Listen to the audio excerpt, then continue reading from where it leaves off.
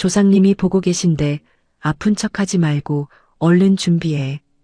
40도 고열에 비틀거리는 며느리를 향해 시어머니가 소리쳤습니다.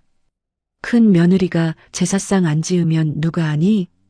그렇게 10년 동안 홀로 감당해온 지옥 같은 제삿날. 하지만 이번만은 달랐습니다. 뜨거운 국물이 온몸을 덮치는 순간 모든 것이 뒤바뀌기 시작했습니다. 오늘의 사연 시작합니다. 오늘도 함께 해주셔서 감사합니다.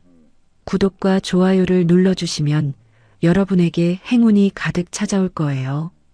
오늘 하루도 행복하고 기쁜 일만 가득하시길 바랍니다. 세상 모든 사연을 정성스레 녹여내서 전하는 꼬순이네입니다. 저희 영상은 실화 바탕의 재구성 또는 창작된 시나리오를 바탕으로 제작되었으며 시각적인 몰입감을 위해 AI 생성 이미지를 활용했습니다. 따뜻한 마음으로 시청해 주시면 감사하겠습니다. 새벽 4시 30분 희정의 휴대전화가 요란하게 울렸습니다. 고열로 인해 온몸이 솜에 젖은 듯 무거웠지만 희정은 반사적으로 전화를 받았습니다. 네, 어머니. 여보세요? 희정이 갈라진 목소리로 말했습니다. 예, 희정아. 너 아직도 자고 자빠졌냐? 오늘 내 시할아버지 제사인 거 잊었어? 정신 똑바로 차리고 들어. 제주산 옥돔에다가 자연산 민어, 팔딱팔딱 뛰는 놈으로 확실하게 준비해놨지? 시어머니 순자의 날카로운 목소리가 수화기를 통해 쏟아졌습니다. 희정은 목구멍이 칼로 베인 듯 아팠지만 기침을 참으며 대답했습니다. 어머니, 죄송해요. 제가 몸이 너무 안 좋아서 아직. 뭐라고? 아직이라니. 지금이 몇 시인 줄 알고 하는 소리야? 남들 다채 가기 전에 시장 가서 제일 싱싱한 놈으로 골라야지. 그리고 저거. 한우 등심색은 찜갈비 2군, 명태는 큰 놈으로 20마리. 하나라도 빠지면 조상님 뵐 낯 없는 줄 알아. 알았어? 순자는 숨을 고르지도 않고 30여 가지 식재료 목록을 쏟아냈습니다. 희정은 침대 옆 탁자에서 메모지를 찾으며 떨리는 손으로 받아 적었습니다. 어머니, 근데 제가 지금 열이 너무 나고 몸이 좀 정말 죽을 것 같아서요. 에고, 얘 좀 봐. 제삿날만 되면 꼭 그렇게 아픈 소리를 하더라. 남들도 다 그렇게 살아. 변명할 생각 말고 얼른 튀어나가 준비해. 조상님이 위에서 다 지켜보고 계신다. 순자가 전화를 끊는 소리가 들렸습니다. 희정은 휴대전화를 내려놓고 이마를 짚었습니다. 체온계가 보여주는 숫자는 39.2도였습니다. 희정은 두꺼운 패딩을 걸치고 현관문을 열었습니다. 밖은 차가운 빗방울이 떨어지는 새벽이었습니다. 희정은 차 시동을 걸고 새벽 시장으로 향했습니다. 빗소리가 앞유리를 때리는 소리가 머리를 더욱 아프게 했습니다. 시장에 도착한 희정은 순자가 불러준 목록을 보며 하나씩 식재료를 골랐습니다. 사장님, 저기 옥돔 얼마예요? 희정이 수산물 상인에게 물었습니다. 새댁, 안목은 있네. 이거 제주에서 막 올라온 진짜 백이 자연산이야. 한 마리에 8만 원만 줘. 상인이 대답했습니다. 희정은 가슴이 내려앉았습니다. 10마리면 80만 원, 거기에 다른 식재료까지 합치면 60만 원이 훨씬 넘을 것 같았습니다. 희정은 지갑에서 카드를 꺼냈습니다. 영수증을 달라고 말할 용기도 나지 않았습니다. 순자에게 돈을 달라고 하면 며느리가 시댁에 얼마나 정성을 들이는지 보자는 말만 돌아올 것이 뻔했습니다. 희정은 무거운 식재료 상자들을 차 트렁크에 실었습니다. 비에 젖은 옷이 몸에 달라붙어 더욱 춥게 느껴졌습니다. 희정은 식재료를 들고 시댁으로 와서 냉장고에 차곡차곡 정리해 놓았습니다. 거실에서는 시아버지 정우가 아침 뉴스를 보고 있었습니다. 정우는 며느리의 기침 소리를 들으며 안쓰러운 표정을 지었습니다. 희정아, 너 안색이 아주 흑빛이다. 몸이 많이 아픈 것 같은데 오늘은 좀 쉬어야 하는 거 아니냐? 정우가 걱정스럽게 말했습니다. 그때 침실에서 순자가 나왔습니다. 여보, 당신은 무슨 소리를 그렇게 해요? 며느리가 조금 으슬으슬하다고 시어른 제사 준비를 안 하겠다는 게 말이 돼요? 저러니까 애가 정신 상태가 해이해지는 거라고요. 순자가 정우를 노려보며 말했습니다. 정우는 아내의 서슬퍼런 기세에 눌려 헛기침을 했습니다. 아니, 내 말은 애가 숨도 제대로 못 쉬니까 하는 소리지. 됐거든요. 조상님 모시는 거룩한 일에 어디 아프다는 핑계를 대요? 죽어도 제사상 앞에서 죽어야지. 희정아, 멍하니 있지 말고 얼른 출근하고 될 수 있으면 일찍 퇴근해서 오렴. 음식이 많다. 순자가 목소리를 높였습니다. 정우는 고개를 돌리며 더 이상 말하지 못했습니다. 희정은 냉장고에서 생수를 꺼내 컵에 따르며 편의점에서 산 강한 해열제 세 알을 입에 넣었습니다. 차가운 물이 목구멍을 타고 내려가며 잠시 시원함을 느꼈습니다. 회사에 도착한 희정은 책상에 앉자마자 오한이 몰려왔습니다. 동료들이 하나둘 출근하며 인사를 건넸습니다. 어머, 희정 씨, 얼굴이 왜 그래요? 종이장처럼 하얗네. 어디 많이 아픈 거 아니에요? 옆자리 김대리가 걱정스럽게 말했습니다. 아니요, 괜찮아요. 환절기라 감기 기운이 좀 심해서 그런가 봐요. 일하다 보면 나아지겠죠. 희정이 억지로 웃으며 대답했습니다. 희정은 책상 서랍에서 제사 순서를 적어놓은 메모지를 꺼냈습니다. 어젯밤 순자가 준 지시사항이 빼곡히 적혀 있었습니다. 저는 꼭 20가지 넘게 붙이고 나물도 산에서 난 것만 15가지. 국은 기름기 없이 깔끔하게 소고기 무국으로 끓이고. 희정은 중얼거리며 메모를 확인했습니다. 그러다가 갑자기 어지러움이 몰려와 책상에 엎드렸습니다. 희정 씨, 정말 괜찮은 거 맞아요? 병원이라도 다녀오지 그러고 있어요. 김대리가 다시 물었습니다. 네, 괜찮아요. 저 오늘 제사가 있어서 마음이 급해서 그래요. 조금만 이러고 있으면 괜찮아질 거예요. 희정이 고개를 들며 말했습니다. 점심시간이 되자 희정은 식당 대신 약국으로 향했습니다. 약사님, 제일 센 해열제 좀 주세요. 그리고 손목에 붙이는 파스도 좀 큰 걸로 주시고요. 희정이 약사에게 말했습니다. 환자분, 안색이 너무 안 좋아요. 약으로 버틸 게 아니라 당장 큰 병원 가보셔야 할 것 같은데요. 약사가 희정의 창백한 얼굴을 보며 말했습니다. 오늘은 도저히 시간이 안 돼서요. 정말 급한 집안일이 있거든요. 우선 약부터 주세요. 희정이 손을 내밀며 약을 받았습니다. 희정은 회사 화장실에서 파스를 손목에 붙였습니다. 어제부터 손목이 욱신거렸는데 오늘은 더 심해졌습니다. 10년 동안 제사 때마다 반복된 무거운 솥을 드는 일 때문이었습니다. 오후 3시 희정의 휴대전화에 도연에게서 문자가 왔습니다. 어머니가 오늘 제사상 아주 꼼꼼히 보신다고 하니까 절대 실수하지 말고 신경 써. 희정은 문자를 읽고 한숨을 쉬었습니다. 아내의 몸을 걱정하는 말은 한마디도 없었습니다. 퇴근 시간이 되자 희정은 서둘러 사무실을 나섰습니다. 비는 오후 내내 그치지 않았습니다. 희정은 차를 몰며 시댁으로 향했습니다. 시댁 엘리베이터에서 둘째 동서 미영을 만났습니다. 미영은 명품 가방을 들고 있었습니다. 어머, 형님, 오셨어요? 저 오늘 회사 일 때문에 기가 쏙 빠져서 죽을 것 같아요. 먼저 들어가서 좀 쉴게요. 미영이 인사를 생략하고 먼저 집 안으로 들어갔습니다. 희정은 묵묵히 식재료가 든 상자들을 들고 따라 들어갔습니다. 거실에는 순자가 소파에 앉아 있었습니다.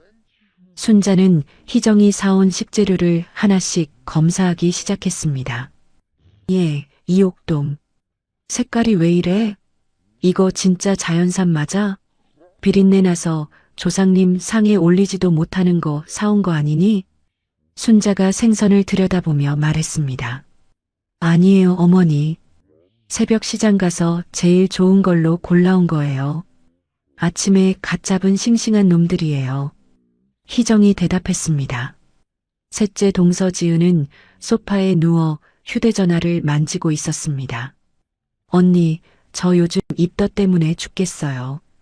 태교도 해야 하고 몸이 천근만근이라 아무것도 못 도와드려요. 아시죠? 지은이 배를 쓰다듬으며 말했습니다. 희정은 대답하지 않고 부엌으로 향했습니다. 싱크대 위에는 이미 산더미 같은 설거지거리가 쌓여 있었습니다. 정우가 부엌 구석으로 다가왔습니다. 희정아, 너무 힘들면 저기 의자라도 하나 가져다 줄까? 앉아서 좀 해라. 정우가 조심스럽게 말했습니다. 아니 여보, 남자가 어디 부엌 일에 나서서 며느리 버릇을 나쁘게 들여요?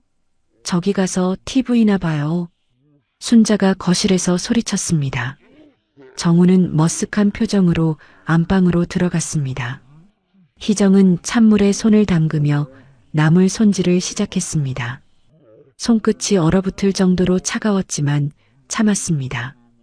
거실에서는 가족들이 제사 후 갈 온천 여행 얘기로 시끌벅적했습니다.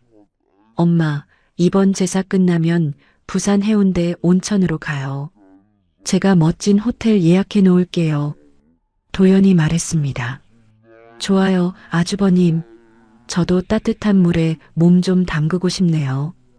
오빠, 예약 꼭 해. 미영이 손뼉을 쳤습니다. 희정은 그들의 웃음소리를 들으며 무감각해져가는 손끝을 바라봤습니다. 순자는 지은에게 비싼 제철 과일을 깎아주며 다정하게 말했습니다. 지은아, 우리 복덩이. 넌 몸조리가 제일이야. 많이 먹고 푹 쉬어라. 응. 하지만 희정에게는 다른 말투였습니다. 희정아, 손 놀지 말고 당장 물기 닦고 전 부칠 준비 시작해. 오늘 밤 안으로 다 끝내야지. 순자가 등을 떠밀었습니다. 희정은 기름때가 찌든 앞치마를 두르고 가스레인지 앞에 섰습니다. 프라이팬에 기름을 두르자 지글거리는 소리가 났습니다. 밤이 깊어갈수록 희정의 안색은 흑빛으로 변해갔습니다. 달궈진 팬의 열기조차 제대로 느끼지 못할 정도로 감각이 무뎌졌습니다. 거실의 웃음소리는 계속되었지만 부엌의 희정은 그 소음 속에서 철저히 고립되어 있었습니다. 밤 11시가 넘어서자 부엌은 환기되지 않는 기름 연기와 열기로 가득 찼습니다. 희정은 환각처럼 보이는 불꽃을 바라보며 수백 장의 전을 부쳐내기 시작했습니다. 프라이팬에서 지글거리는 소리가 끊임없이 이어졌습니다. 희정의 손목은 욱신거렸지만 멈출 수 없었습니다. 파스를 붙이려고 하자 순자가 달려왔습니다. 예, 너 지금 뭐하는 짓거리야? 손에 그건 또 뭐야? 순자가 희정의 손에서 파스를 낚아챘습니다. 어머니, 손목이 너무 아리고 끊어질 것 같아서요. 이것만 좀 붙이고 하면 안 될까요? 희정이 고개를 숙이며 말했습니다. 조상님 드실 음식 앞에다가 그 고약한 파스 냄새를 풍겨. 조상님 코가 썩는 꼴 보고 싶어서 그래. 내가 아주 제사를 망치려고 작정을 했구나. 순자가 파스를 쓰레기통에 던져 넣었습니다. 이게 다 정성이 부족해서 그런 거야. 마음가짐이 글러먹었으니까 몸뚱이가 비실비실한 거라고. 정신 바짝 차리고 해. 순자가 등을 돌리며 거실로 나갔습니다. 그때 현관문이 열리는 소리가 났습니다. 야근을 핑계로 늦게 도착한 도연이었습니다. 어휴, 냄새야. 다들 오셨어요? 형님들은요? 도연이 거실로 들어가며 물었습니다. 오냐, 내 새끼 왔니? 형들은 아까 와서 기다리고 있었다. 예, 도연아. 냉장고에서 맥주 좀 꺼내와라. 우리 막내 목 좀 축이게. 둘째 아들 도연이 냉장고에서 맥주를 꺼냈습니다. 형제들이 거실에서 맥주잔을 기울이며 담소를 나누었습니다. 근데 희정이 혼자 저러고 있는데 형수님들이 좀 도와주지 그러세요? 다들 너무 노시는 거 아니에요? 도연이 건성으로 말했습니다. 영혼이 없는 참견이었습니다. 순자가 즉시 반응했습니다. 도연아, 너는 몰라도 한참 모른다. 내 형수들은 다들 직장일에, 집안일에 얼마나 바쁜 사람들인데, 그리고 우리 희정이가 성격이 워낙 꼼꼼하잖니. 딴 사람이 손 떼면 부정 탄다고 지가 다 하겠다는 걸 어쩌겠어. 순자가 능숙하게 둘러댔습니다. 도연은 미안한 마음에 고무장갑을 집어들었습니다. 아이, 그래도 이건 좀 너무하네. 여보, 비켜봐요. 내가 좀 도와줄게. 도연이 부엌으로 향하려 했습니다. 아, 너 거기 안 서? 어딜 남자가 부엌대기 일을 하겠다고 나서기를. 순자가 소리쳤습니다. 귀한 내 아들 손에 기름 묻히는 꼴, 난 죽어도 못 본다. 어서 가서 형들이랑 술이나 마셔. 그게 너 할 일이야. 순자가 도연을 강제로 소파에 앉혔습니다. 희정아, 술상이 이게 뭐니? 안주가 다 식었잖아. 어서 뜨끈하게 새로 좀 부쳐와라. 내 아들 배고프단다. 순자가 희정을 향해 소리쳤습니다. 희정은 묵묵히 안주용전을 더 부쳐야 했습니다. 정우는 술상 옆에서 안절부절 못했습니다. 부엌의 희정을 바라보며 마음이 불편했습니다. 여보, 저기 희정이 얼굴이 흑빛이야. 너무 힘들어 보이는데 좀 쉬게 합시다. 정우가 순자에게 조심스럽게 말했습니다. 아이고, 영감님도 참. 며느리가 시집와서 이 정도 일하는 게 뭐가 대수라고 그래요? 우리 때는 만삭의 몸으로도 제사 다 치렀어. 자, 한 잔 마시고 잊어버려요. 순자가 술잔을 정우에게 내밀었습니다. 정우는 거부하고 싶었지만 아내의 기세에 눌려 술잔을 받았습니다. 침묵을 선택하는 방관자가 될 수밖에 없었습니다. 새벽 1시가 넘자 둘째 동서 미영이 흰 봉투를 순자에게 건넸습니다. 어머니, 이거 얼마 안 되지만 이번 제사 비용에 보태 쓰세요. 미영이 말했습니다. 아이고, 우리 둘째가 최고네. 역시 마음 씀씀이가 비단결이야. 고맙다, 미영아. 순자가 봉투를 받으며 웃었습니다. 어머니, 근데요. 저 내일 백화점 오플런 가야 하는 거 아시죠? 피곤해서 얼굴 망가지면 안 되니까 남은 전은 형님이 다 해주시는 걸로 해요. 형님, 수고하세요. 미영가 당연하다는 듯이 말했습니다. 희정은 프라이팬 앞에서 이 말을 들었습니다. 가슴이 답답했지만 아무 말도 할 수 없었습니다. 걱정 마, 미영아. 우리 희정이가 누구니? 손이 빠릿빠릿해서 금방 끝낼 거다. 어서 가서 자라. 순자가 대답했습니다. 미영은 만족한 표정으로 방으로 들어갔습니다. 셋째 지은은 희정이 부쳐놓은 육전을 집어먹으며 품평을 늘어놓았습니다. 형님, 근데 고기가 좀 뻑뻑한 것 같아요. 간도 지난번보다 좀 짠 것 같고 신경 좀 쓰셔야겠어요. 지은이 고개를 갸웃거렸습니다. 희정은 그 말을 들으며 간을 다시 맞춰야 하나 고민했습니다. 새벽 3시 희정이 잠시 쪽잠을 자려던 순간이었습니다. 순자가 어깨를 흔들어 깨웠습니다. 예, 희정아. 일어나. 지금이 잠잘 때니? 순자가 재촉했습니다. 어머니. 왜 그러세요? 무슨 일이라도. 희정이 비몽사몽 중에 일어났습니다. 제사 음식은 뭐니 해도 정성이야. 나물은 숨이 죽기 전에 당일 새벽에 딱 묻혀야 조상님이 좋아하신다니까. 어서 일어나서 부엌으로 가. 순자가 부엌을 가리켰습니다. 희정은 비틀거리며 부엌으로 향했습니다. 졸음과 사투를 벌이며 나무를 묻히기 시작했습니다. 순자는 옆에서 감시하듯 서 있었습니다. 예, 동태전 색깔이 이게 뭐야? 희끄무레한 게 꼭 사람 질린 안색 같잖니. 이런 걸 조상님 상에 올리겠다는 거야? 순자가 트집을 잡았습니다. 죄송해요, 어머니. 눈이 자꾸 감겨서. 정신 안 차려? 다시 해. 싹 다 다시 붙이라고. 순자가 숟가락으로 희정의 손등을 팍 하고 내리쳤습니다. 희정은 아픔을 참으며 다시 전을 붙였습니다. 아침 7시가 되자 도연이 출근 준비를 했습니다. 희정은 남편에게 다가갔습니다. 여보, 나 진짜 몸이 이상해. 불덩이 같고 당장이라도 쓰러질 것 같아. 병원 좀 같이 가주면 안 될까? 희정이 간절히 말했습니다.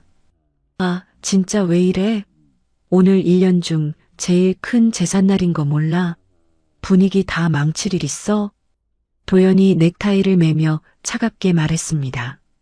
남들 다 하는 제사인데 왜 유독 당신만 유세야? 그냥 참고 해. 약 먹고 좀 버티다가 내일 가든지 해. 나 늦었어. 도연이 현관문을 닫고 나갔습니다. 희정은 빈속에 커피를 마셨습니다. 해열제를 함께 삼키며 카페인 기운으로 정신줄을 붙잡았습니다. 산더미처럼 쌓인 녹그릇들을 하나하나 연마하기 시작했습니다. 점심 무렵 시누이들이 도착했습니다. 어머, 올케. 올해는 나물 종류가 왜 이렇게 부실해? 제사가 장난이야? 큰 시누이가 제사상을 보며 말했습니다. 그러게 말이에요, 언니. 딱 봐도 작년보다 성의가 쏙 빠졌네. 올케, 요즘 우리 집안 일하기 싫어? 작은 시누이가 맞장구 쳤습니다. 순자는 그들 옆에서 깊은 한숨을 쉬며 고개를 끄덕였습니다. 에휴, 말도 마라. 요즘 며느리들이 우리 때 같니? 조금만 힘들어도 입이 대빠른 나와서 내가 눈치가 보여서 살 수가 없다. 순자가 한숨을 쉬었습니다.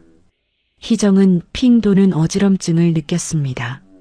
싱크대를 붙잡고 간신히 버텼습니다. 예, 넌 또 왜 그래? 시누이들 왔는데 인사할 생각은 안 하고 어디서 또 아픈 척이야? 관심 끌려고 작정을 했구나. 순자가 매섭게 눈을 부라렸습니다. 희정은 아무 말도 하지 못했습니다. 제사상의 마지막 주인공인 소고기 무국을 끓일 차례였습니다. 10인분이 넘는 대형 솥에 물을 채우는 희정의 팔이 미세하게 떨렸습니다. 국물이 끓기 시작하자 순자가 다가와 맛을 봤습니다. 에이, 퇴퇴. 이게 뭐야? 국물이 왜 이렇게 텁텁해? 간이 하나도 안 맞잖아. 이거 다 쏟아버리고 처음부터 다시 끓여. 당장. 순자가 억지를 부렸습니다. 희정은 절망적인 기분으로 뜨거운 솥 손잡이를 쥐었습니다. 손목의 통증이 더욱 심해졌지만 견뎌야 했습니다. 오후 2시 집안의 최고 어른인 숙자 고모가 예고 없이 현관문을 열고 들어왔습니다. 숙자는 지팡이를 짚고 거실을 둘러보았습니다. 과일을 까먹던 동서들과 순자가 깜짝 놀라 일어났습니다. 어머나, 고모님, 연락도 없이 어쩐 일이셔요? 이 먼 데까지 오시느라 고생하셨네. 순자가 당황하며 인사했습니다. 고생은 무슨, 조상님 제삿날인데 집안 꼴이 어떻게 돌아가는지 궁금해서 와봤다. 다들 아주 팔자가 상팔자구나. 숙자가 냉정하게 대답했습니다. 숙자는 부엌으로 향했습니다. 그곳에서 홀로 땀 범벅이 된 채 국을 끓이고 있는 희정을 발견했습니다. 희정의 얼굴은 창백했고 이마에는 식은 땀이 흘렀습니다. 이게 지금 뭐하는 짓거리들이야. 숙자가 지팡이로 바닥을 쾅 하고 내려쳤습니다. 고모님, 오셨어요. 인사도 못 드리고 죄송해요. 희정이 고개를 숙이며 인사했습니다. 예, 너 안색이 왜 이래? 이 많은 제사 음식을 너 혼자 다 하고 있었던 게냐? 숙자가 놀란 목소리로 물었습니다. 희정은 대답하지 못하고 고개만 끄덕였습니다. 숙자는 거실로 돌아가 동서들과 순자를 향해 호통을 쳤습니다. 야, 이 못된 것들아. 여기가 무슨 종구석이야? 사람을 이 지경으로 부려먹고 너희는 입만 살아서 과일이 넘어가더냐. 숙자가 지팡이로 거실 바닥을 쾅쾅 내려쳤습니다. 미영과 지은이 움찔하며 일어났습니다. 순자는 당황해서 변명을 늘어놓았습니다. 고모님, 오해하지 마셔요. 우리 희정이가 성격이 워낙 별나잖아요. 딴 사람이 손 떼면 부정 탄다고 지가 꼭 다 해야 직성이 풀린 데서 그런 거예요. 순자가 뻔뻔하게 거짓말을 했습니다. 직성이 풀리기는 뭐가 풀려. 며느리 하나 잡아먹으려고 작정을 했구먼. 순자, 너 신보를 그렇게 쓰면 천벌 받는다. 숙자가 소리쳤습니다. 그때 숙자는 희정의 이마를 짚어봤습니다. 희정의 이마가 불덩이처럼 뜨거웠습니다. 아, 애가 지금 불덩이야. 제사가 문제냐? 당장 병원으로 보내, 어서. 숙자가 순자를 향해 호령했습니다. 고모님, 안 돼요. 이제 이 국물만 올리면 바로 제사 시작인데 어딜 가요? 조상님이 기다리고 계시는데 며느리가 자리를 비우면 큰일 나요. 순자가 희정을 다시 가스레인지 앞으로 확 밀었습니다. 희정아, 정신 똑바로 차리고 국 쏟들어. 조상님 노하시기 전에 어서 상에 올려야지. 뭐하고 있어. 순자가 강압적인 눈빛으로 희정을 노려봤습니다. 희정은 순자의 무서운 기세에 못 이겨 다시 솥을 잡았습니다. 펄펄 끓는 소고기 무국이 담긴 대형 솥이었습니다. 희정은 두 손으로 솥을 받쳐들어 제사상으로 향했습니다. 그 순간 희정의 귓가에 이명이 들렸습니다. 윙윙거리는 소리가 머릿속을 가득 채웠습니다.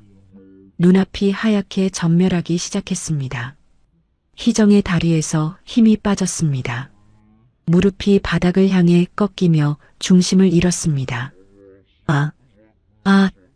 희정이 짧은 비명을 질렀습니다.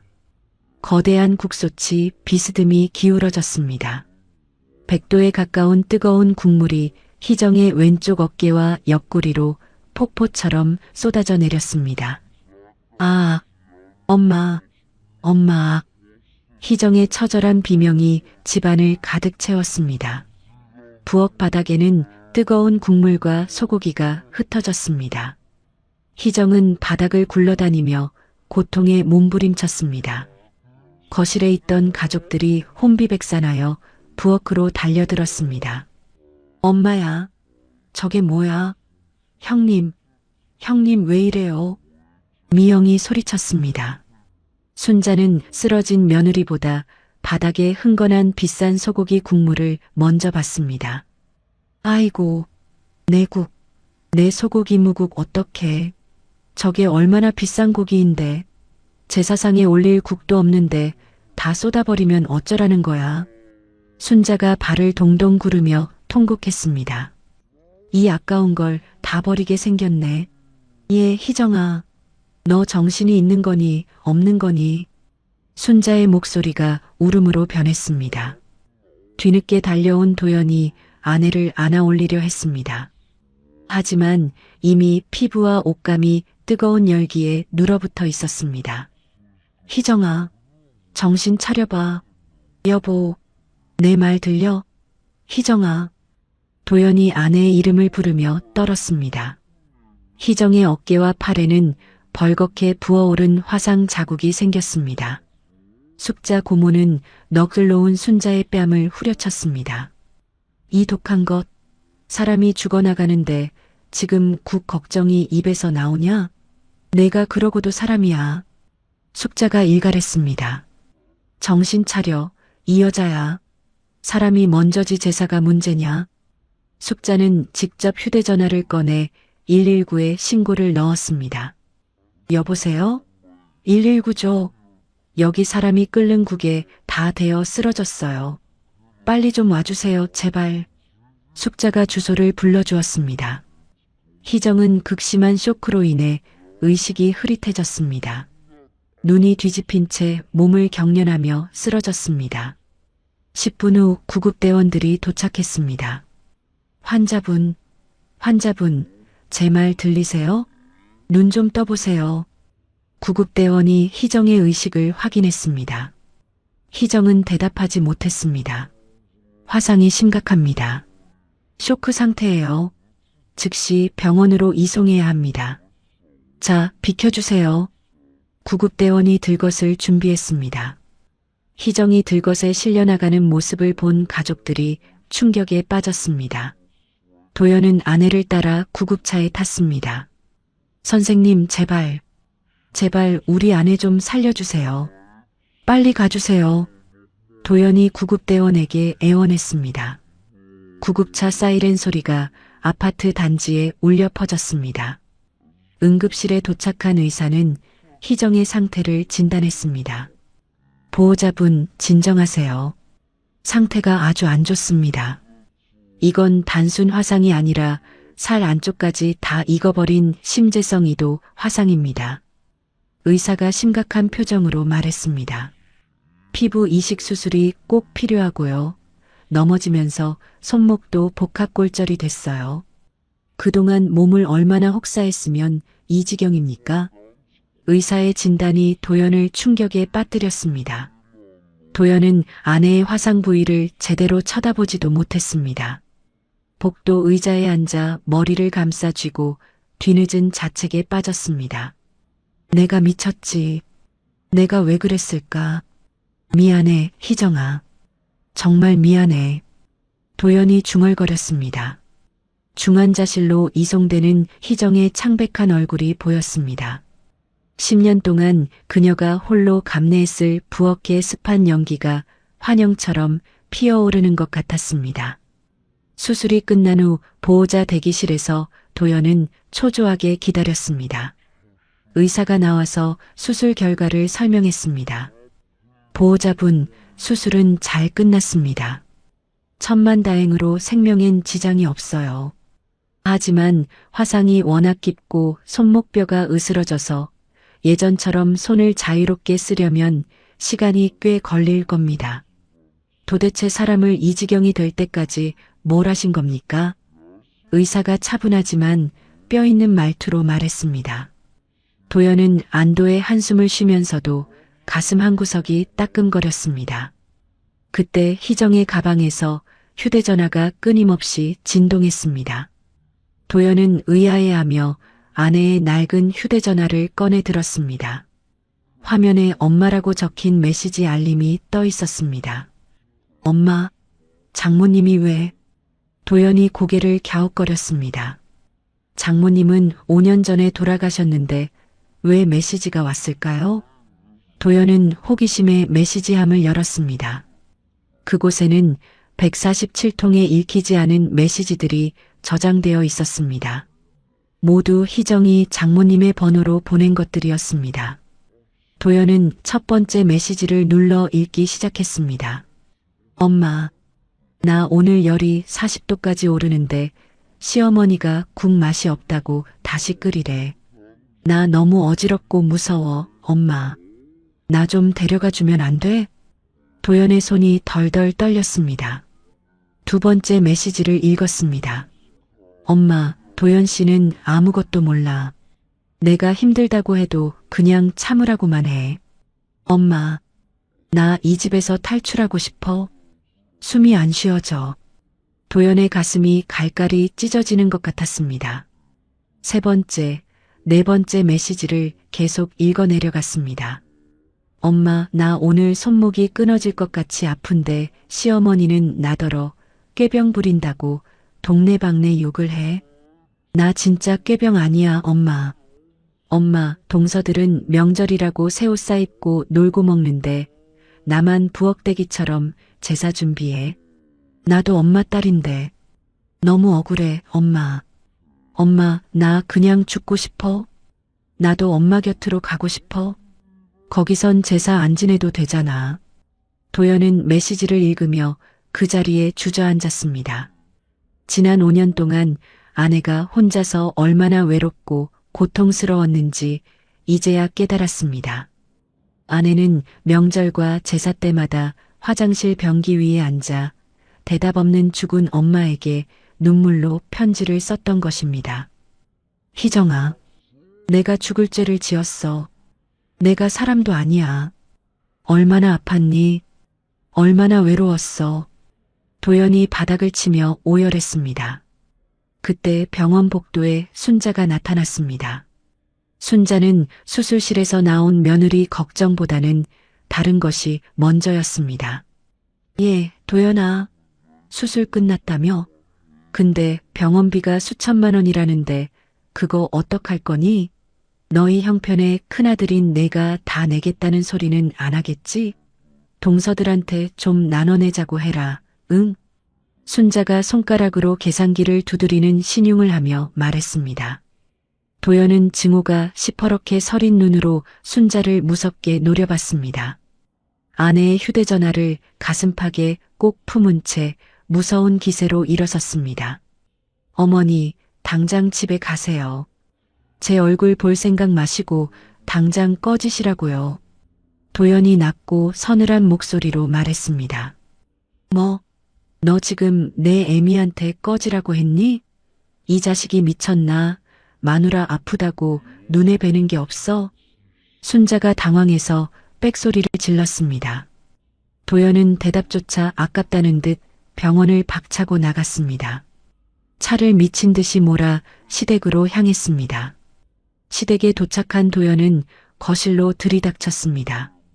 사고가 났는데도 정성스럽게 차려진 제사상은 거실 한가운데 그대로 있었습니다. 도연은 제사상을 향해 맹수처럼 달려갔습니다. 발길질 한 번에 향로와 제기가 바닥으로 나뒹굴며 집안이 아수라장이 되었습니다. 이게 다 뭐야? 죽은 사람 모신다고 산 사람 잡아먹는 이놈의 제사가 다 무슨 소용이야? 도연이 짐승처럼 소리쳤습니다. 경악하는 형제들과 동서들이 안방에서 튀어나왔습니다. 막내야, 너 미쳤어? 제삿날에 이게 무슨 망나니 짓이야? 둘째 도연이 놀라 자빠질 듯 말했습니다. 도연은 아내의 휴대전화를 높이 치켜들었습니다. 확성기를 켠 듯 거실이 떠나가라 메시지들을 하나하나 낭독하기 시작했습니다. 잘 들어.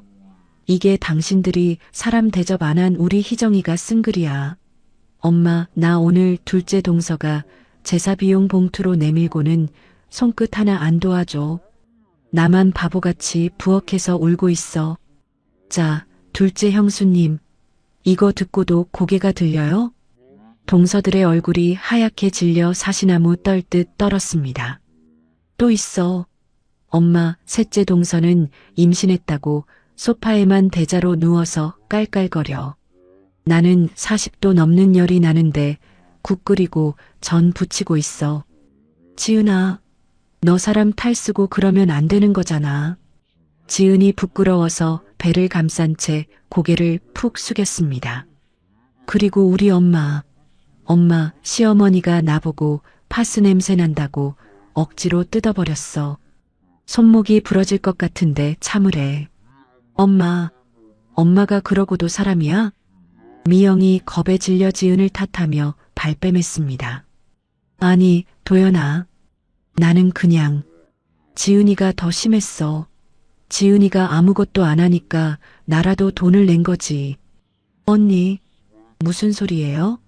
언니도 같이 TV 보면서 웃었잖아요. 미영과 지은이 서로를 핥히며 소리쳤습니다. 순자가 뒤늦게 집에 도착해서 이 난장판을 목격했습니다. 이게 무슨 개망나니 짓이야. 어디서 금쪽 같은 내 아들이 부모한테 행패를 부려. 순자가 도연의 뺨을 세게 때리려 손을 올렸습니다.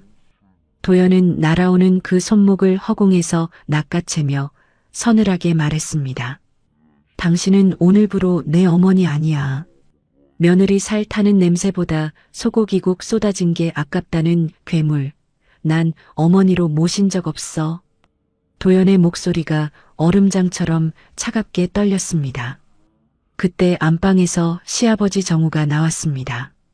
거실에서 나는 큰 소란에 급히 뛰쳐나온 것이었습니다. 바닥에 처참하게 흩어진 제사 음식들과 막내 아들의 절규를 보고 정우는 못 박힌 듯 굳어버렸습니다.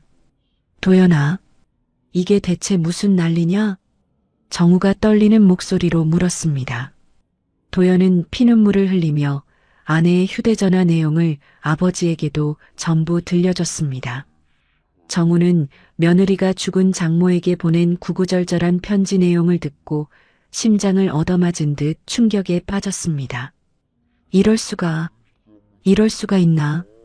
정우가 허망하게 중얼거렸습니다. 정우는 도연의 손에서 희정의 휴대전화를 건네받아 돋보기를 쓰고 직접 읽기 시작했습니다. 147통의 메시지를 한 통, 한 통, 가슴을 쥐어짜며 확인했습니다. 정우의 온몸이 분노와 깊은 참회로 파르르 떨리기 시작했습니다. 우리가 사람이었냐? 정우가 거실에 모인 순자와 자식들을 향해 피를 토하듯 말했습니다. 우리가 식구가 아니라 사람 고기 잡아먹는 괴물들이었어. 내 집에서 이런 끔찍한 짓들이 벌어지고 있었다니. 정우의 목소리가 굵은 울음으로 변했습니다. 희정아, 미안하다. 이 못난 시애비가 눈이 멀어 너를 죽일 뻔했구나.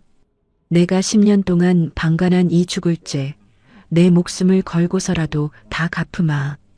정우가 주먹을 불끈 쥐며 거실이 울리도록 선언했습니다. 정우는 즉시 가족회의를 소집했습니다. 거실 테이블 위에 문서 한 뭉치를 던졌습니다. 이게 뭔지 아나? 너희들 눈이 있으면 똑똑히 봐라. 정우가 차갑게 말했습니다. 가족들이 문서를 들여다봤습니다. 10년간 희정이 홀로 부담한 제사 재료비와 노동의 가치가 산정되어 있었습니다.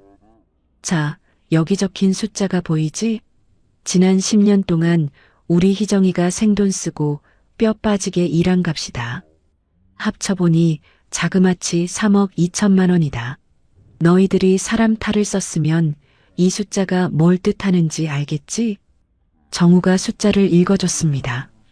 아, 아버지. 갑자기 그게 무슨... 며느리가 집안일 좀 한 걸 무슨 돈으로 따지고 그러셔요? 도연이 당황하며 말했습니다. 닥쳐. 어디서 토를 달아. 정우가 호통쳤습니다. 둘째, 셋째. 너희 내외는 당장 현금으로 위자료 각 5천만 원씩 내놓아라. 이건 부탁이 아니라 내 마지막 명령이다. 정우가 불호령을 내렸습니다. 만약 내일 당장 입금 안 하면 너희들은 오늘부로 내 자식 아니다. 당장 이 집에서 호적 파서 나갈 줄 알아. 정우의 목소리가 얼음처럼 차가웠습니다. 미영과 지은이 얼굴이 새파랗게 질렸습니다.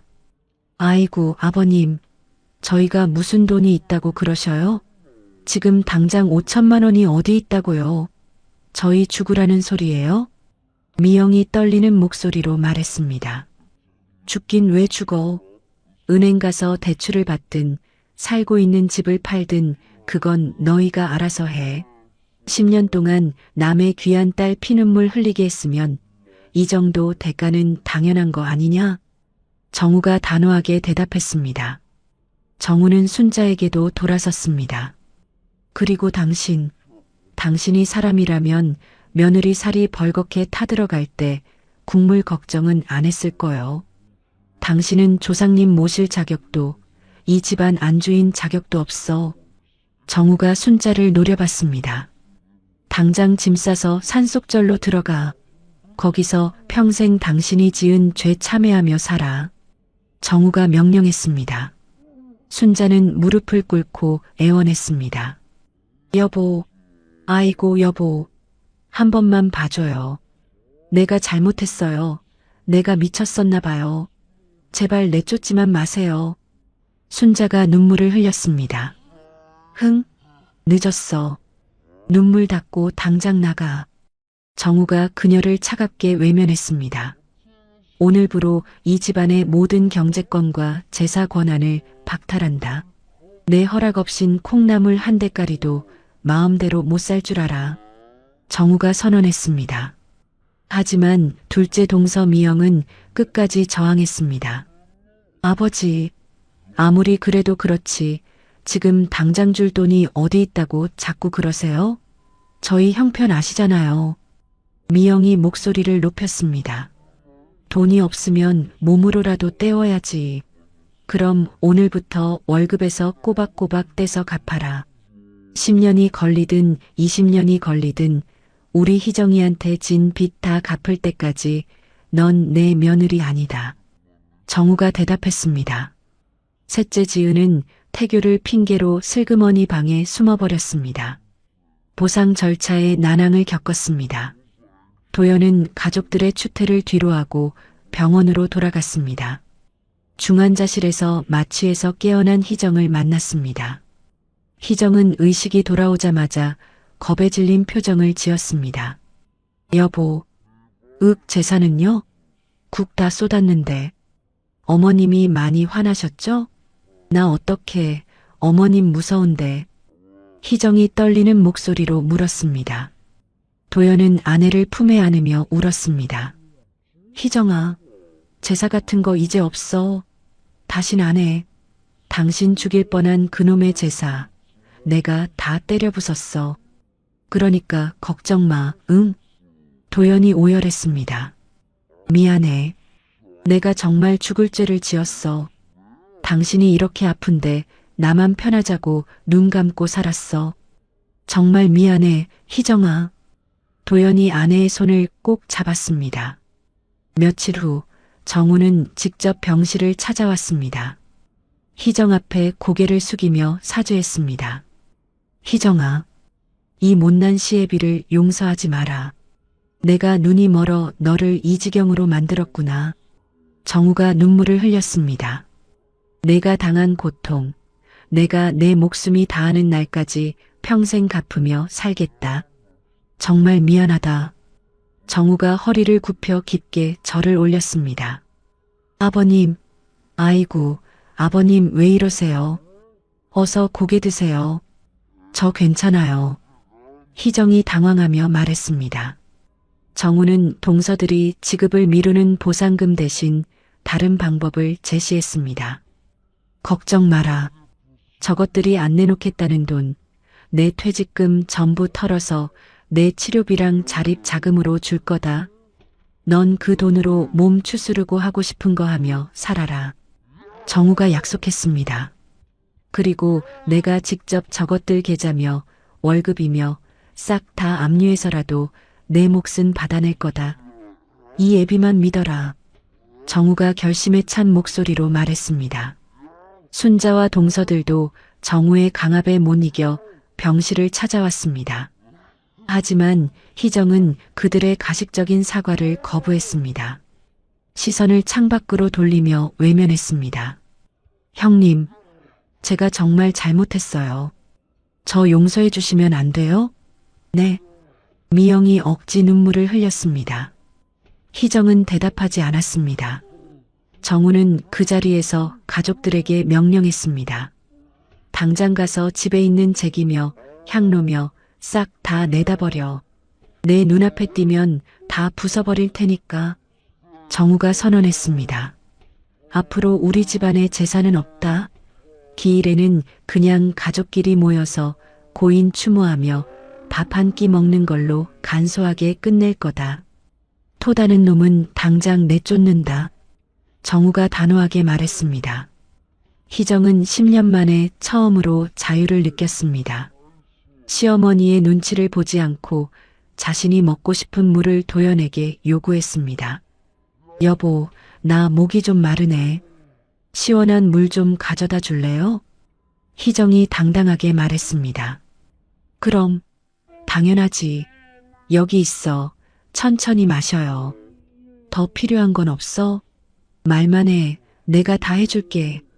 도연이 즉시 일어나서 물을 떠왔습니다.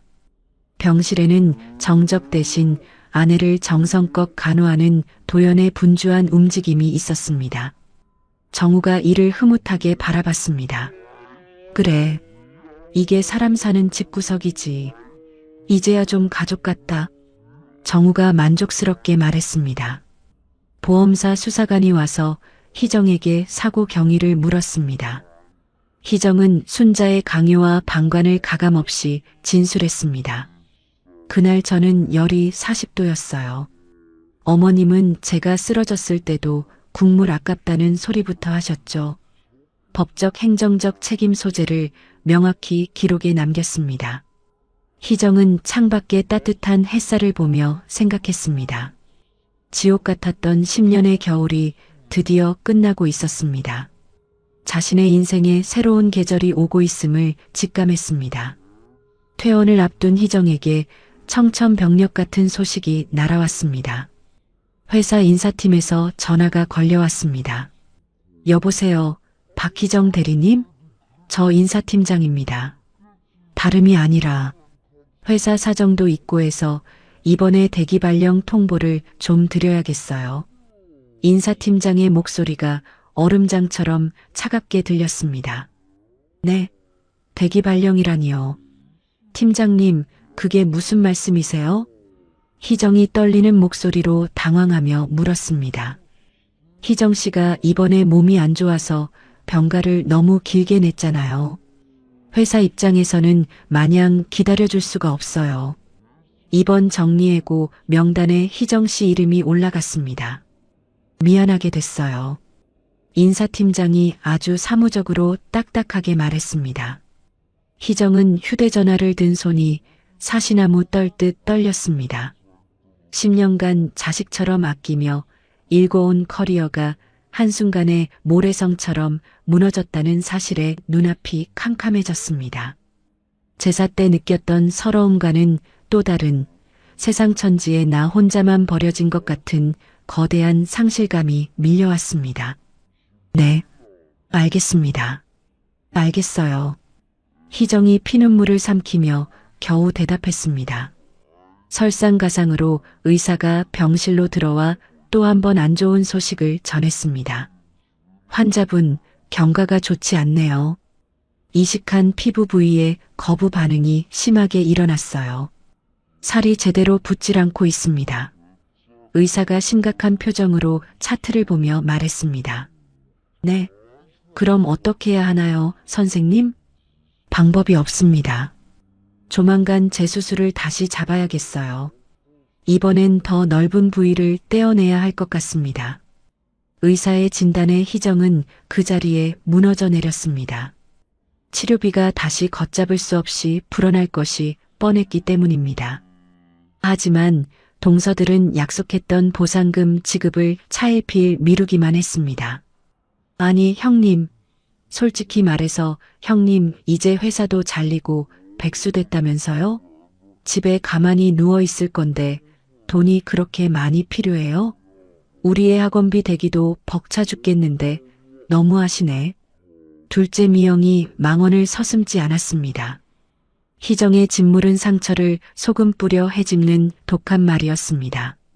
형님, 저희도 대출 이자 때문에 숨이 턱턱 막혀요. 아버님이 시킨다고 우리가 빚내서 형님 돈을 줘야겠어요? 형님도 양심이 좀 있어 봐요. 셋째 지은이 뻔뻔하게 변명을 늘어놓았습니다.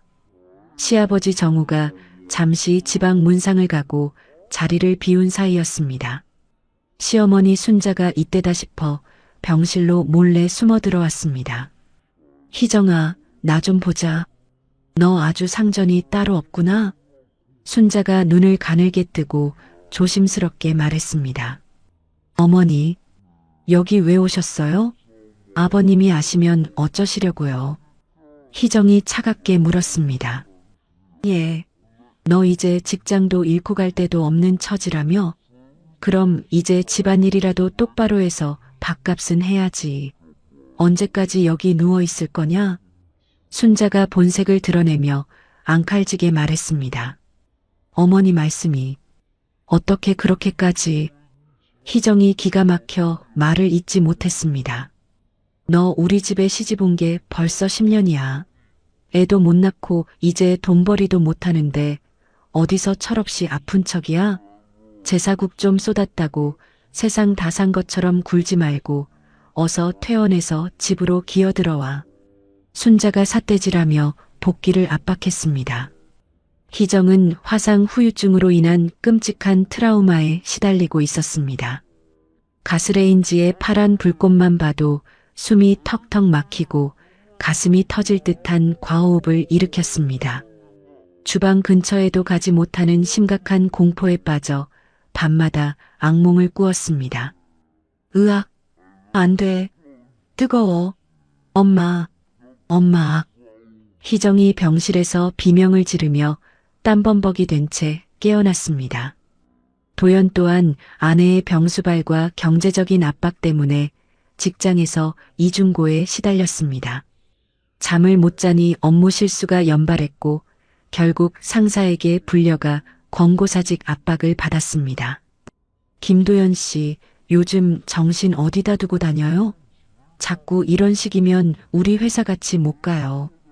정리해고 바람 부는 거 몰라요? 상사가 매섭게 쏘아붙였습니다. 죄송합니다, 팀장님. 집안에 사정이 좀 있어서 그렇습니다. 다음부터는 정말 주의하겠습니다. 제발 한 번만 봐주세요.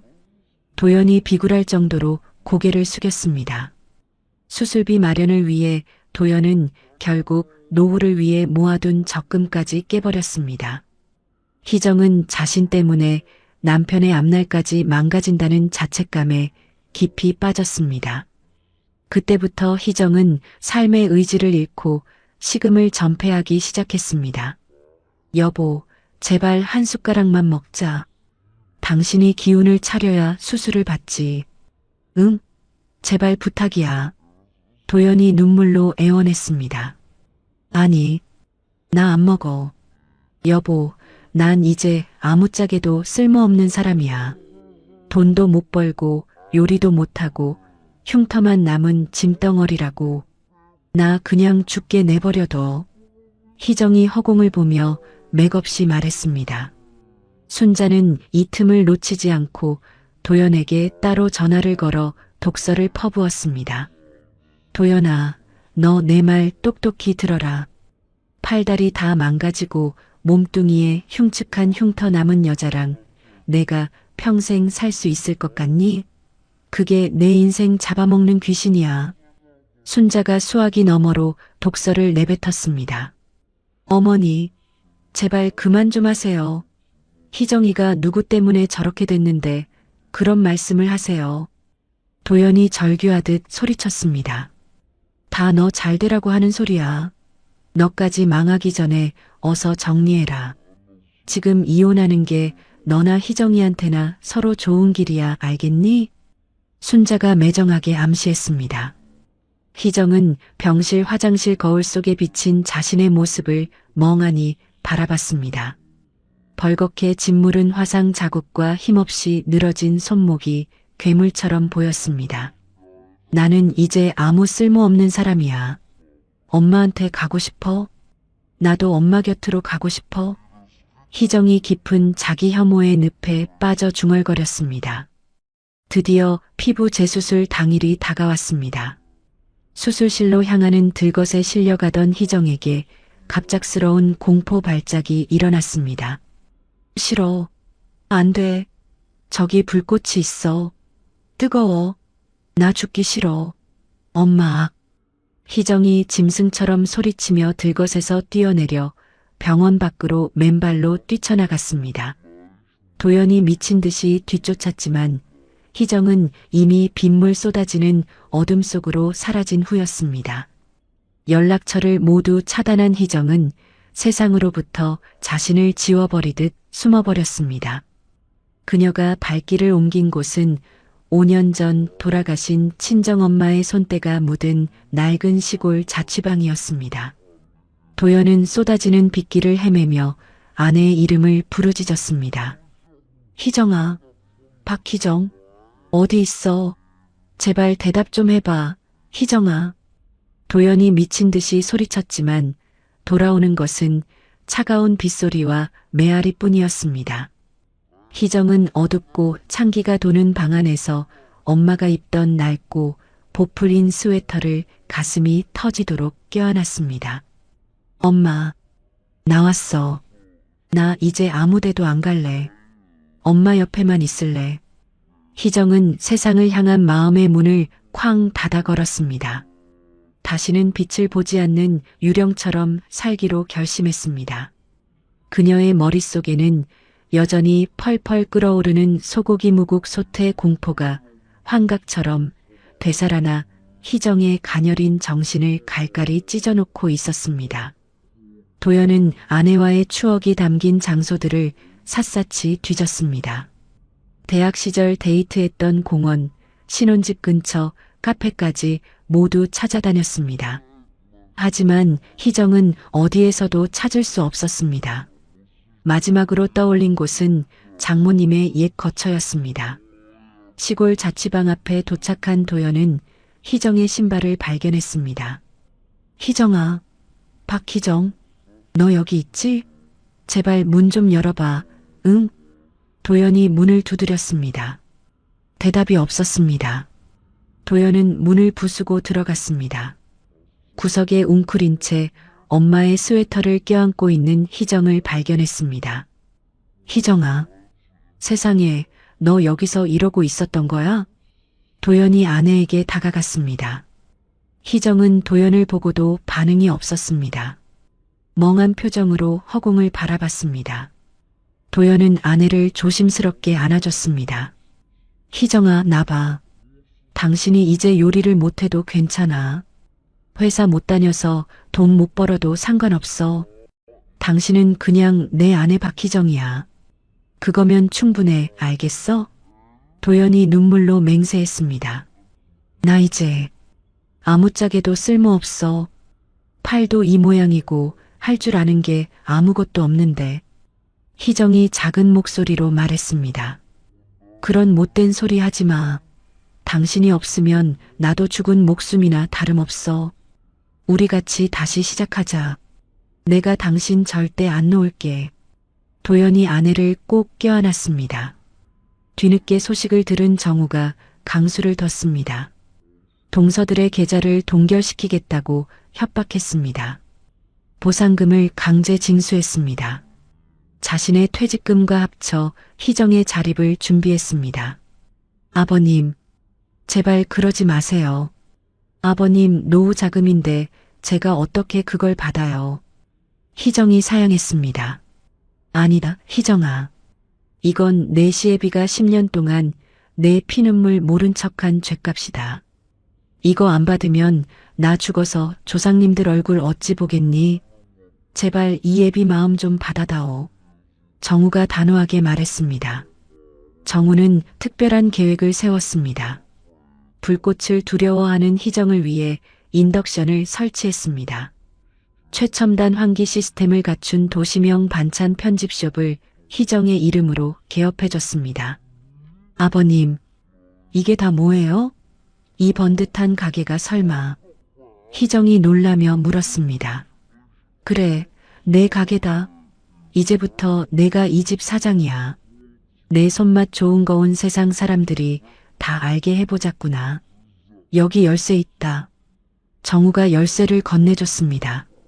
정우는 순자와 동서들을 강제로 가게로 소집했습니다. 자, 다들 모였지? 너희들이 저지른 죄는 여기서 몸으로 갚아라. 여기 근로계약서 읽어보고 도장 찍어. 오늘부터 너희는 이 집 사장님인 희정이 지시대로 움직이는 거다. 정우가 강도 높은 근로계약서를 내밀었습니다. 아버님, 아무리 그래도 그렇지 며느리 밑에서 일하라니요. 친구들 보기 창피해서 전 못해요. 미영이 당황하며 소리쳤습니다. 창피한 줄은 알아? 며느리 잡아먹으려고 했던 건 안 창피하고? 군말 말고 당장 도장 찍어. 안 찍으면 너희 집 대출금 내가 당장 다 회수할 줄 알아. 정우가 호령했습니다. 희정은 사장으로서 새로운 역할을 맡았습니다. 직접 주방에 서는 대신 전체적인 레시피를 총괄했습니다. 시어머니와 동서들의 작업 상태를 감시하는 관리자가 됐습니다. 순자는 졸지에 큰 며느리 밑에서 일하는 조수로 전락했습니다. 채소를 다듬고 바닥을 닦는 일을 해야 했습니다. 순자 씨, 지금 양파 써는 게 너무 두껍잖아요. 이렇게 하면 국물 맛 안 살아요. 다시 하세요. 희정이 매서운 지적을 했습니다. 아, 네. 알겠습니다, 사장님. 다시 썰게요. 순자가 고개를 푹 숙였습니다. 희정은 인덕션을 사용하며 서서히 트라우마를 극복했습니다. 무거운 솥 대신 가벼운 도구를 사용하는 효율적인 조리법을 개발했습니다. 동서들은 매주 주말마다 가게에 나와야 했습니다. 배달통을 메고 아파트 단지를 뛰어다니는 벌을 받았습니다. 희정의 수고를 몸소 체험했습니다. 형님, 헉헉? 아니, 사장님, 이 배달일이 이렇게 뼈마디가 쑤시는 줄 몰랐어요. 다리가 끊어질 것 같아요. 지은이 헉헉거리며 말했습니다. 지은 씨, 난 이걸 10년 동안 혼자 다 했었어요. 그것도 제사상 차리면서요. 아직 시작도 안 했으니까 어서 다음 배달 가세요. 희정이 담담하게 대답했습니다. 희정의 가게는 입소문을 탔습니다. 사장님이 직접 관리하는 청결한 집밥으로 유명해졌습니다. 지역 커뮤니티에서 폭발적인 성공을 거뒀습니다. 실직의 위기는 오히려 전화위복이 됐습니다. 희정에게 경영인이라는 새로운 커리어와 경제적 독립을 선사했습니다. 도연은 퇴근 후 앞치마를 두르고 아내의 가게에서 설거지를 도왔습니다. 아내의 꿈을 보좌하는 든든한 조력자로 거듭났습니다. 순자는 힘겨운 노동 끝에 깨달았습니다. 큰 며느리가 매번 제사 때마다 얼마나 외로웠을지를 알았습니다. 비로소 진심 어린 참회의 눈물을 쏟았습니다. 희정아, 아니 사장님, 내가 정말 죽을 죄를 졌어. 직접 해보니까 이게 사람 할 짓이 아니구나. 내가 너를 그동안 정말 모질게도 굴었어. 미안하다. 정말 미안해.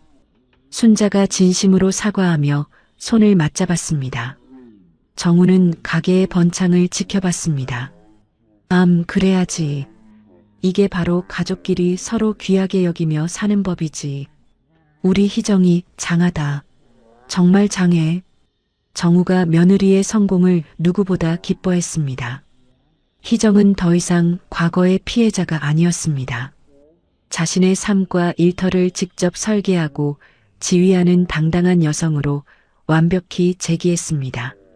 사건 발생 1년 후 시할아버지의 기일이 다시 돌아왔습니다. 아침 8시 시댁 부엌에는 기름 연기 대신 은은한 차 향기가 가득했습니다. 정우의 언명대로 제사는 완전히 폐지됐습니다. 가족들은 각자 정성껏 준비한 꽃 한 송이씩을 들고 수목원에 모였습니다. 추모식을 갖기 위해서였습니다. 할아버지, 그동안 고생 많으셨죠? 이제는 편히 쉬세요. 저희 가족들, 이제 서로 아껴주며 잘 살겠습니다. 도연이 위패 앞에 꽃을 놓으며 나직이 말했습니다. 순자는 이제 제사 음식을 안 해도 된다는 사실에 홀가분한 해방감을 느꼈습니다. 하지만 동시에 희정의 옆에서 조용히 차 시중을 들었습니다. 지난 날을 진심으로 반성하는 마음이었습니다. 희정아, 여기 따뜻한 차 좀 마셔라. 물 온도는 괜찮니? 더 필요하면 언제든 말해라. 순자가 아주 조심스럽고 다정한 목소리로 물었습니다. 아니에요, 어머니. 딱 좋아요. 신경 써주셔서 감사합니다. 희정이 담담하지만 힘있는 목소리로 대답했습니다.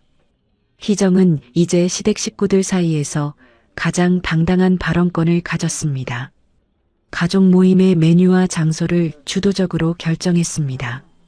오늘 점심은 우리 가게에서 제일 인기 있는 보양식으로 준비해 왔어요. 다들 맛있게 드세요. 희정이 자신 있게 말했습니다. 동서들은 희정의 반찬 가게에서 사온 고급 요리들을 정성껏 식탁에 올렸습니다. 어머, 형님. 역시 사장님 솜씨는 달라도 너무 달라요. 형님 덕분에 이제 제삿날이 아니라 온 가족 축제가 된 것 같아요. 둘째 미영이 진심 어린 감탄을 표했습니다. 정말이에요, 형님. 세상에 이렇게 맛있는 음식은 처음 먹어봐요. 우리 형님이 정말 대단한 분이라는 걸 이제야 알겠어요. 셋째 지은이 옆에서 맞장구 쳤습니다. 희정은 그런 동서들에게 눈을 똑바로 맞추며 분명히 말했습니다. 두 사람 고생한 건 나도 잘 알아요. 하지만 앞으로도 집안일이나 가족 모임 뒷정리는 딱딱 나눠서 하는 거 잊지 마세요. 누구 하나만 희생하는 건 이제 우리 집안에선 없어요. 희정이 권리와 의무의 선을 명확히 그었습니다. 그럼요, 형님. 당연하죠. 저희가 더 앞장서서 할게요. 걱정 마세요. 동서들이 약속이라도 한 듯 고개를 끄덕였습니다. 추모식 후 희정은 도연과 함께 아주 특별한 곳으로 향했습니다. 6년 만에 친정 엄마의 산소가 있는 고향 마을을 찾았습니다. 산소는 도연이 정기적으로 관리인을 고용한 덕분에 아주 깨끗했습니다. 잡초 하나 없이 정돈되어 희정을 맞이했습니다. 엄마, 나왔어. 많이 기다렸지? 희정이 비석을 어루만지며 눈시울을 붉혔습니다. 희정은 비석을 수건으로 깨끗이 닦으며 엄마에게 그동안의 기쁜 일들을 조곤조곤 들려줬습니다. 엄마, 나 이제 번듯한 내 가게 사장님이야. 그리고 엄마를 그토록 힘들게 했던 시어머니랑 동서들이 이제는 내 밑에서 내 지시 받으면서 일해. 나 이제 아무한테도 안 지고 당당하게 살아, 엄마. 희정이 자랑스럽게 승전보를 전했습니다. 도연은 장모님 앞에 무릎을 꿇고 큰 절을 올렸습니다. 어머님, 제가 너무 늦었습니다. 이제는 제가 희정이 그림자처럼 곁에서 지켜주겠습니다. 하늘에서 지켜봐 주세요.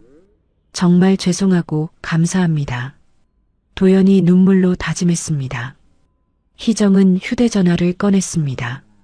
12년 동안 채워졌던 엄마 폴더 속 147통의 메시지들이 있었습니다. 가슴 아픈 기록들을 마지막으로 하나씩 읽어봤습니다. 엄마, 나 너무 힘들어. 이 재산은 언제까지 계속될까? 엄마, 나 정말 죽고 싶어. 지금 당장 엄마한테 가고 싶어. 과거의 절망적인 문구들이 화면을 지나갔습니다. 희정은 떨리는 손으로 삭제 버튼을 눌렀습니다. 과거의 슬픔과 착취의 굴레를 영원히 저 허공으로 날려보냈습니다. 희정은 한결 단단해진 마음으로 휴대폰을 주머니에 넣었습니다. 그리고 엄마에게 보내는 마지막 한 통의 문자를 새로 썼습니다. 엄마, 나 이제 정말 행복해. 그러니까 걱정하지 마. 사랑해. 전송 버튼을 누르며 희정은 비로소 마음속에 무거운 짐을 내려놓았습니다. 산을 내려오는 희정의 발걸음은 깃털처럼 가벼웠습니다. 그녀의 팔에는 예쁜 꽃 타투가 새겨져 있었습니다. 흉측했던 화상 흉터 위에 그려넣은 그 꽃은 지는 노을 아래에서 찬란하게 빛났습니다. 도연은 아내의 어깨를 따뜻하게 감싸 안으며 약속했습니다. 희정아, 정말 고생 많았어. 내년 휴가 때는 우리 가족들 다 빼고 당신하고 나하고만 스페인으로 여행 가자. 어때? 도연이 따뜻하게 말했습니다. 좋아요. 우리 둘이서만 가서 푹 쉬다 와요. 희정이 환하게 웃으며 고개를 끄덕였습니다. 저 멀리 보이는 수평선 위로 희망찬 내일의 해가 뜰 준비를 했습니다. 희정의 인생 2막은 그 어느 때보다 따스하고 아름답게 완성됐습니다. 더 이상 누구의 그늘에 숨지 않고 자기 이름으로 당당하게 살아가는 여성이 된 희정이었습니다. 10년간의 지독한 고통은 이제 그녀를 더욱 단단하게 만든 걸음이 됐습니다. 희정은 마침내 자신만의 길을 향해 힘차게 걸어가기 시작했습니다. 때로는 가장 어둡고 절망적인 순간이 새로운 시작의 문이 되기도 합니다. 희정의 이야기는 단순한 복수나 역전의 서사가 아닙니다. 10년간 침묵 속에서 참아온 한 여성이 마침내 자신의 목소리를 찾고 당당한 삶의 주인공으로 거듭이 나는 성장의 기록입니다. 우리 주변에도 희정이처럼 보이지 않는 고통을 혼자 감내하며 살아가는 분들이 있을 것입니다. 그분들에게 이 이야기가 작은 위로와 희망이 되기를 바랍니다. 어떤 상황에서도 포기하지 않고 자신만의 길을 개척해 나가는 용기야말로 진정한 승리라는 것을 희정의 이야기가 보여주었기 때문입니다. 가족의 진정한 의미는 서로를 존중하고 배려하는 마음에서 시작됩니다. 희정이 마침내 찾은 평화로운 일상이 더 많은 가정에 전해지기를 소망합니다. 이야기를 끝까지 들어주신 분이 계시다면 잘 들었다고 댓글 하나만 남겨주세요. 감사합니다.